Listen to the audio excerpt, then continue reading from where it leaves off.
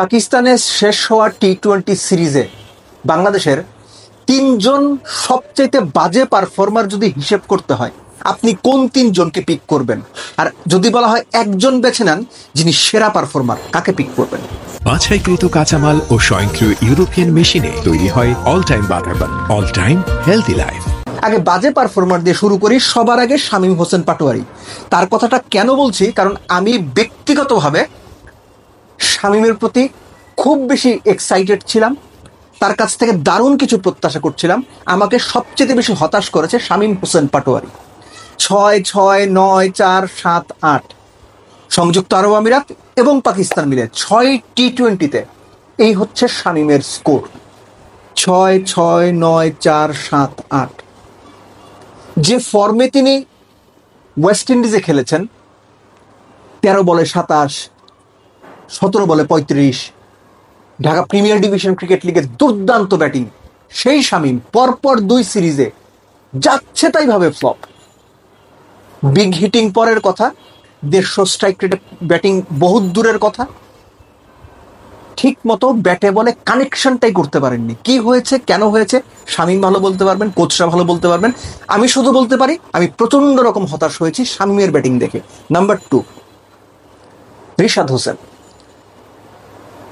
PSL খেলার পরে রিশাদের কাছে আমার এক্সপেকটেশনস ছিল তিনি অন্তত 3 ম্যাচের একটা বাংলাদেশকে জেতাবেন পাকিস্তানের বিপক্ষে, অথবা এমন পরিস্থিতি তৈরি করে দিবেন যে বাংলাদেশ ম্যাচটা জিততে পারে। কোথায় কি, এক ম্যাচে 50 রান দিলেন 4 ওভারে, আরেক ম্যাচে দিলেন 55, শেষ টি-20তেও 39, সেটাও 3 ওভারে 4 ওভার বল করলে নিশ্চিত 50 দিতেন। রিশাদ পাকিস্তানের উইকেটে যেভাবে পিএসএল এ বল করেছেন, সেই রিশাদ কেন ন্যাশনাল টিমে এসে মিসিং হয়ে গেল, এটা আমার ঠিক বোধগম্য হচ্ছে না। পাকিস্তানের উইকেটে যে কোনো বোলারের জন্যই অনেক বড় চ্যালেঞ্জিং, ওখানে তিনি খারাপ করেছেন। শুধুমাত্র এই কারণেই রিশাদের আমরা সমালোচনা করছি, ব্যাপারটা কিন্তু এখানে না। 50-55 দিয়েছেন সেটা পর্যন্ত ঠিক আছে, কিন্তু যেভাবে রিশাদ বল করেছেন, ফ্লিপার দিচ্ছেন হচ্ছে না, গুগলি করছেন হচ্ছে না, বলে টার্ন পাচ্ছেন না, লেগ সাইডের বাইরে বল করছেন, শর্ট বল করছেন, লেন্থ খুঁজে পাচ্ছেন না, এগুলো বাজে সাইন, এগুলো ভালো সাইন না। তিনি ভালো বল করেও যদি 4 ছক্কা খেতেন, 10 ইকোনমিতে রান দিতেন, কোনো আফসোস ছিল না। রিশাদ বোলিংই করেছেন বাজে, এটা সবচেয়ে বড় প্রশ্নের জায়গা। বাংলাদেশের টপমোস্ট পারফর্মারদের একজন, যাকে নিয়ে এখন বাংলাদেশ স্বপ্ন দেখে, পুরো গ্লোবাল টি-20 সার্কিটের যার সুনাম ছড়িয়ে পড়ছে, তিনি কিনা এত বাজে বল করবেন। নাম্বার 1, আপনি বুঝে ফেলেছেন কে? তাওহিদ হৃদয়। একজন প্লেয়ার 22 বলে 17 করে। ওই দিনের পর আমি ভিডিওতে বলেছিলাম যে যারা এরকম ব্যাট করে, যারা এরকম প্ল্যান সাপোর্ট করে, যে ক্যাপ্টেন এই প্ল্যান এন্ডোর্স করে, 200 চেস করতে গিয়ে আপনার 22 বলে 17, এই 3টা বলকে ড্রেসিং রুম থেকে সরিয়ে দেওয়া উচিত। তারপরের ম্যাচে 5 করেছেন। সবশেষ ম্যাচে যেখানে কোনো চাপ নেই, যেখান থেকে শুধু পাওয়ার হিটিংটাই করতে হবে, যেখান থেকে রানটাকে এগিয়ে নিতে হবে, যেখানে ওপেনাররা 10 ওভারে 100 তুলেছেন, 11 ওভারে 113 তুলেছেন, সেখানে 18 বলে 25 করে ম্যাচটা ডুবিয়ে দিয়েছেন লিটনকে নিয়ে। তাওহিদ হৃদয় এর পারফরমেন্স কোনোভাবেই গ্রহণযোগ্য না আমার বিবেচনায়। পাকিস্তানের বিপক্ষে টি-20 সিরিজে সবচেয়ে বাজে, জঘন্যতম পারফর্মার তাওহিদ হৃদয়।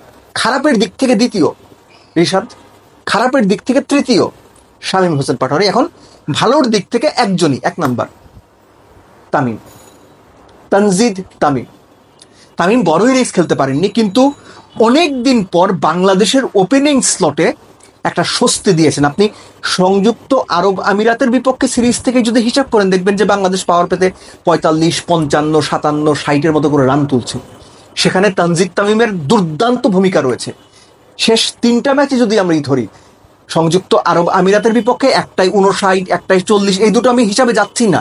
শুধুমাত্র পাকিস্তান সিরিজ যদি ধরি, সেখানে 17 বলে 31, 19 বলে 33, 32 বলে 42 দারুণ ব্যাট করেছেন। পাকিস্তান সিরিজে যদি ভুল না করি, তানজিদ তামিমের স্ট্রাইক রেট প্রায় 156-এর মতো ছিল। এরকম ব্যাটিংয়ে আমরা দেখতে চাই, এরকম পাওয়ার হিটিং দেখতে চাই, পাওয়ার প্লে কাজে লাগানো দেখতে চাই, পাওয়ার প্লেতে 2 উইকেট হারিয়ে আমরা 60-65 রান বোর্ডে দেখতে চাই। তামিম আমাদেরকে সেই আশ্বাসটুকু দিয়েছেন যে তিনি অন্তত এই রোলটার জন্য এই সিরিজটাতে দারুণভাবে খেলেছেন।